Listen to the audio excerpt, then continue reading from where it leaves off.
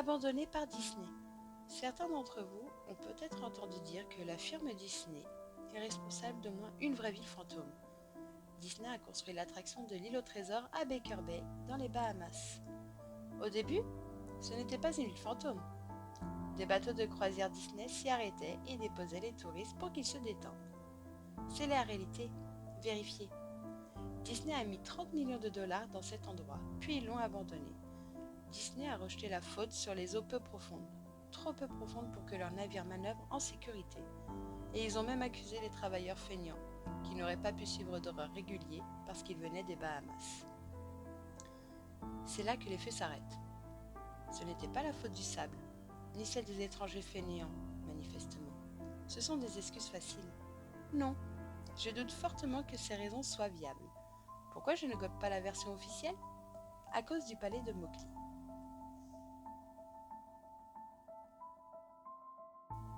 Près de la ville côtière d'Emerald Isle, en Caroline du Nord, Disney avait commencé la construction du palais de Mowgli à la fin des années 90. Le concept, c'était une attraction sur le thème de la jungle avec un grand palais, comme vous l'auriez deviné, en plein milieu. Si le personnage de Mowgli ne vous dit rien, vous feriez mieux de vous remémorer l'histoire du livre de la jungle.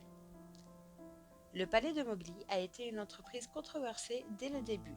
Disney a acheté des tas de terrains au prix fort pour le projet et il y a même eu un scandale concernant certaines des ventes. Le gouvernement local a exproprié des gens puis a revendu les terrains à Disney. C'est ainsi qu'une maison nouvellement construite a été condamnée sans plus d'explication. Les terres réquisitionnées par le gouvernement devaient prétendument servir à la construction d'une hypothétique autoroute. Sachant pertinemment de quoi il en retournait, les gens ont commencé à l'appeler l'autoroute Mickey Mouse. Puis il y a eu un concept art. Une bande d'encrevattés de Disneyco a tenu une réunion en ville. Ils voulaient faire gober à tous à quel point le projet allait être lucratif pour tout le monde. Quand ils ont montré le concept, ce gigantesque palais indien, entouré par la jungle, peuplé d'hommes et de femmes en pagnes et habits tribaux, inutile de vous dire que personne n'a été emballé par leurs conneries. On parle d'ici d'un grand palais indien, d'une jungle, de pagnes, le tout non seulement situé dans un quartier relativement bourgeois, mais en plus dans une région quelque peu xénophobe du sud des États-Unis. C'était un mélange douteux à cette époque. Une personne de la foule a tenté de forcer le passage jusqu'à la scène, mais la sécurité l'a rapidement maîtrisé. Les maisons ont été rasées, les terrains déblayés, et personne ne pouvait moufter.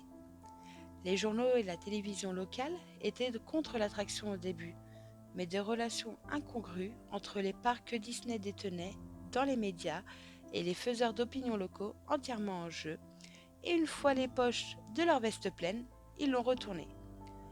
Donc, l'île au trésor aux Bahamas, Disney a englouti des millions et s'est ravisé. La même chose s'est produite pour le palais de Mowgli. La construction était achevée.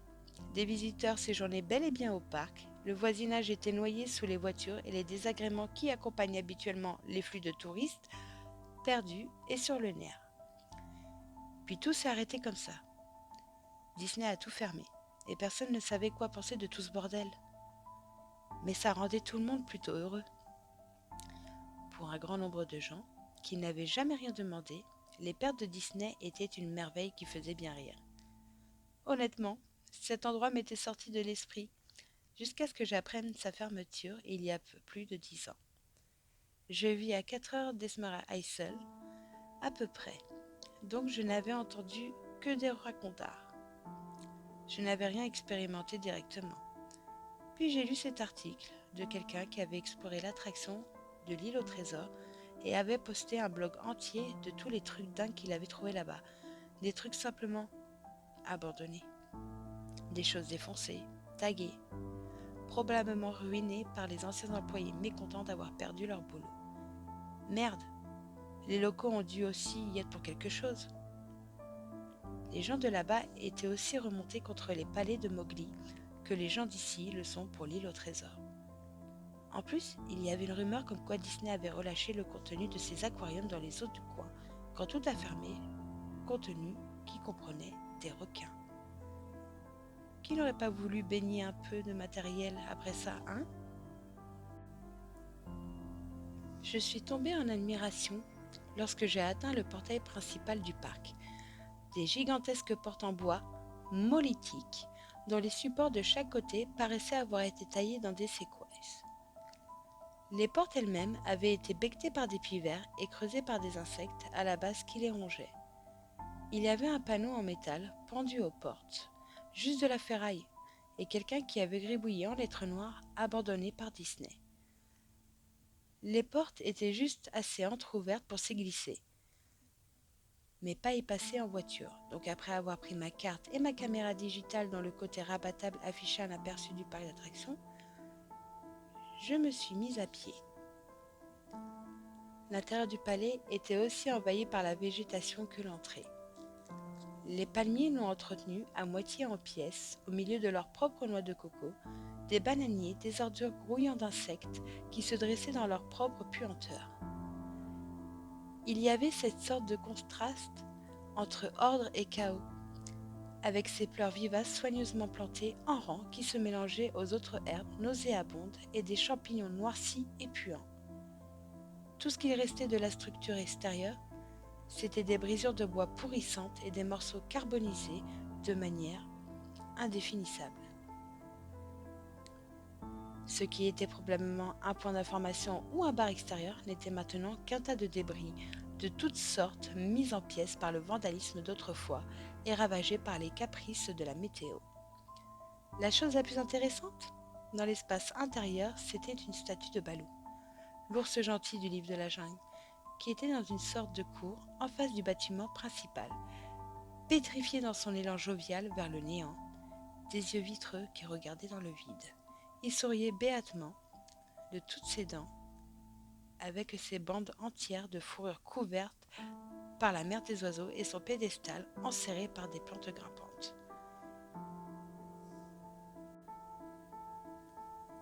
J'approchais du bâtiment principal, le palais, dont la façade avait été recouverte de graffitis malgré la peinture principale qui ne s'était toujours pas écaillée ni craquelée. Les portes principales n'étaient pas seulement ouvertes, elles avaient été sorties de leurs gonds et volées. Au-dessus des portes, ou du trou béant où elles étaient autrefois plutôt, quelqu'un avait peint une nouvelle fois abandonné par Disney. J'ai vérifié le plan des étages, puis je me suis dirigée vers chacune des directions qui me paraissaient intéressantes d'une manière ou d'une autre. La cuisine n'avait rien d'exceptionnel. L'énorme congélateur, même pas vaguement frais depuis le temps, étalait ses vastes rayons vides. Des crochets tombaient du plafond, probablement pour accrocher des pièces de viande. Et comme je suis restée là un moment, j'ai remarqué qu'ils se balançaient. Tous les crochets se balançaient dans une direction, mais leur mouvement était si lent et léger que c'était presque imperceptible. Je n'imaginais pas que mes pas les avaient causés. Donc j'ai empoigné fermement un des crochets avant de les relâcher délicatement. Mais quelques secondes plus tard, ils recommençaient à se balancer. Les toilettes n'étaient pas en meilleur état que le reste. Comme pour le parc de l'île au trésor. Comme j'avais un peu les jambes en compote après ça, j'ai cherché un endroit où m'asseoir. Bien sûr, il n'y en avait pas, à moins de vouloir s'étendre sur un tapis d'éclats de verre et de feuilles mortes ou de m'allonger sur un bureau où la solidité désormais contestable. J'avais vu des escaliers dans le hall du palais. J'ai donc décidé de m'y reposer un moment jusqu'à ce que je reprenne des forces. La cage d'escalier était assez éloignée du bâtiment principal pour rester propre, hormis une couche de poussière assez impressionnante. J'ai pris un écriteau métallique sur le mur sur lequel était aussi peinte l'inscription « Abandonné par Disney ». Une phrase à laquelle j'étais maintenant habituée. J'ai posé le panneau sur les escaliers et me suis assis dessus pour garder un semblant de propreté. Les escaliers descendaient, ils menaient au sous-sol. Utilisant le flash de ma caméra comme lampe de poche improvisée, j'ai pu voir que les escaliers aboutissaient sur une porte grillée et cadenassée. Un écriteau sur la porte, un vrai écriteau, qui disait « Réservé aux mascottes, merci ». Ça a attisé ma curiosité, pour deux raisons. 1. Une zone réservée aux mascottes devait certainement contenir des trucs intéressants à l'époque. 2. Le cadenas était encore en place. Personne n'était encore rentré ici, ni les vandales, ni les pillards, personne. C'était le seul endroit que je pouvais vraiment explorer et où je trouverais peut-être quelque chose d'intéressant à photographier ou à rafler. Lorsque je suis venue dans le palais, j'avais dans l'idée que je pouvais y prendre tout ce que je voulais parce qu'il était, abandonné. Péter le cadenas ne m'a pas demandé d'un gros effort. Non, en fait, je m'exprime mal. Péter la plaque de métal sur le mur à laquelle le cadenas était relié ne m'a pas demandé un gros effort. Le temps et des délabrements avaient fait le plus gros travail pour moi. Et je suis arrivée à plier assez la plaque pour en retirer les vis, un truc qu'apparemment personne d'autre n'avait pensé à faire ou réussi à faire par le passé. La zone réservée aux mascottes représentait un changement surprenant et vraiment bienvenu par rapport au reste du bâtiment que j'avais vu. En effet, à chaque seconde, la lumière fluorescente au-dessus de moi était allumée, même si elle diminuait et vacillait de temps à autre. De plus, rien n'a été volé ou cassé, même si les effets du temps se faisaient bel et bien ressentir. Il y avait des stylos et des blocs-notes, des tables, des horloges, même un ordinateur de pointage en bonne et due forme. Il y avait aussi des feuilles entièrement remplies. Des chaises étaient éparpillées et il y avait même une petite salle de repos avec une vieille télé affichant des parasites à l'écran, de la nourriture et des boissons pourries depuis des lustres sur le comptoir. C'était comme dans un de ces films post-apocalyptiques où tout est laissé tel quel après l'évacuation. À mesure que je parcourais le dédale de couloirs de la zone réservée aux mascottes du sous-sol, la visite devenait de plus en plus intéressante. Plus loin, les tables et les bureaux étaient retournés, avec des papiers éparpillés partout qui ne faisaient quasiment plus qu'un avec le sol gonflé d'humidité. Et une longue bande de moisis allait bientôt recouvrir le revêtement pourpre, lui aussi en train de pourrir. Tout avait une sorte d'aspect spongieux. Tout ce qui était constitué de bois se transformait en bouillie au moindre contact, et les vêtements accrochés au cintre d'une des chambres tombaient en fil de moisissure quand j'essayais de les décrocher. Une chose qui m'ennuyait, c'était la lumière, qui devenait de moins en moins stable et fiable au fil de ma progression dans les profondeurs humides et étouffantes du lieu. Je suis arrivée devant une porte entourée d'une bande jaune et noire portant l'inscription « Prep personnage 1 ». La porte refusait de s'ouvrir au début. Je pensais que c'était probablement là que se trouvaient les costumes. Je voulais absolument une photo de cette pagaille puante et barrée. Peu importe les stratagèmes que j'employais, peu importe l'angle par lequel je m'y prenais, la porte ne voulait pas bouger. Du moins, jusqu'à ce que j'abandonne et que je revienne sur mes pas. À cet instant, un pop s'est fait entendre, la porte s'est ouverte lentement dans un grincement. À l'intérieur, la pièce était complètement noire, sombre comme la nuit. Je me suis servi du flash de ma caméra pour trouver un éventuel interrupteur sur les murs, mais il n'y en avait pas. Durant mes recherches, j'ai été tirée de mon excitation par un fort grésillement électrique. Des rangées de néons se sont soudain illuminées, aux lumières vacillantes dont l'intensité variait, faible puis intense, comme celle que j'avais pensée. Mes yeux ont mis quelques secondes à s'habituer. La lumière semblait devenir de plus en plus forte jusqu'à ce que les ampoules explosent. La pièce était exactement comme je me l'étais imaginé. Plusieurs costumes Disney accrochés au mur, mis les uns sur les autres, comme autant de cadavres de cartoon pendus à des cordes invisibles. Celui que j'ai trouvé étrange et que j'ai immédiatement voulu photographier, c'était le costume de Mickey Mouse. Au centre de la pièce, contrairement aux autres, il était posé sur le dos, en plein milieu du sol, comme une victime qu'elle contre-meurtre. La fourrure du costume était pourrie et tombée en lambeaux, le perçant de trous. Ce qui était encore plus bizarre, c'est la couleur du costume. C'était comme un négatif du vrai costume. Noir où il aurait dû être blanc, et blanc où il aurait dû être noir. C'était une vision assez repoussante pour que je décide moi aussi de repousser la photo de cette chose jusqu'à la fin. J'ai pris des photos des costumes accrochés au mur, en plongée, contre-plongée de profil, le tout pour montrer une rangée entière de tronches de cartoons putrides et statiques, à qui il manquait parfois leurs yeux en plastique. Puis j'ai décidé une petite mise en scène, juste une tête de ces personnages dépénaillés sur le sol humide et sale. Je me suis rapprochée de la tête d'un costume de Donald Duck et l'ai retirée avec précaution pour ne pas qu'elle me tombe en morceaux dans les mains. Tandis que je regardais cette tête moisie aux grands yeux, un fort bruit métallique me fit sursauter d'effroi. J'ai jeté un regard à mes pieds, il y avait un crâne humain entre mes chaussures. Il était tombé de la tête du costume et s'était brisé en éclats à mes pieds. Il n'en restait qu'un visage vide et une mâchoire inférieure qui me contemplait. Comme vous pouvez vous en douter, j'ai immédiatement lâché la tête de Donald et me suis dirigée vers la porte. Arrivé à l'embrasure de porte, je me suis retournée et j'ai de nouveau regardé le crâne. Je devais en prendre une photo, vous savez. Je le devais, pour un certain nombre de raisons qui peuvent paraître idiotes, mais pas tant que ça si vous y réfléchissez bien. J'avais besoin de preuves de ce qui s'était passé, tout particulièrement si Disney avait l'intention de se débarrasser de ça. Depuis le début, il n'y avait aucun doute dans mon esprit, que même si ce n'était qu'une grossière négligence, Disney en était le responsable. C'est là que Mickey, le Mickey couleur négatif au centre de la pièce, a commencé à se lever, d'abord sur les genoux, puis sur ses pieds.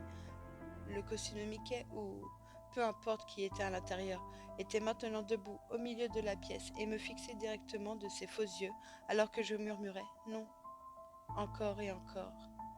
Les mains tremblotant, le cœur qui battait la chabane, et les jambes de nouveau en compote, je suis parvenue à soulever la caméra, et je l'ai braquée sur la créature qui désormais me toisait silencieusement. L'écran de la caméra n'affichait que des pixels morts à la place de cette chose. C'était une impeccable silhouette de costume de Mickey quand la caméra tenue par mes mains, peu assurée, bougeait. Les pixels se répandaient, polluant l'écran partout où la silhouette de Mickey se déplaçait. Puis la caméra est morte, elle s'est éteinte, plus rien, cassée. J'ai une nouvelle fois levé les yeux sur le costume de Mickey Mouse. Hey, dit-il d'une voix de Mickey étouffée, vicieuse, mais parfaitement imitée. Tu veux me voir enlever ma tête ? Il s'est mis à retirer sa propre tête, l'agrippant avec ses doigts gantés et maladroits qu'il exerçait autour de son cou en faisant des mouvements brusques et impatients, un peu comme un homme blessé essayant de s'extraire des mâchoires d'un prédateur. Il mouvait ses doigts autour de son cou, tellement de sang épais, gros et jaune. J'ai tourné la tête quand j'ai entendu un bruit ignoble de chair et de vêtements en train de se déchirer. Je ne voulais qu'une chose, partir. Au-dessus de l'embrasure de porte, hors de cette pièce, j'ai vu le dernier message griffé dans le métal, à l'ongle ou à l'os, abandonné de Dieu. Je n'ai jamais pris les images de la caméra. Je n'ai jamais écrit d'article sur mon blog sur ça. Après m'être enfui de ce lieu pour préserver ma santé mentale, si ce n'est ma vie, j'ai su pourquoi Disney ne voulait pas que quiconque découvre cet endroit. Il ne voulait pas que des gens comme moi entrent. Il ne voulait pas que des gens comme moi sortent.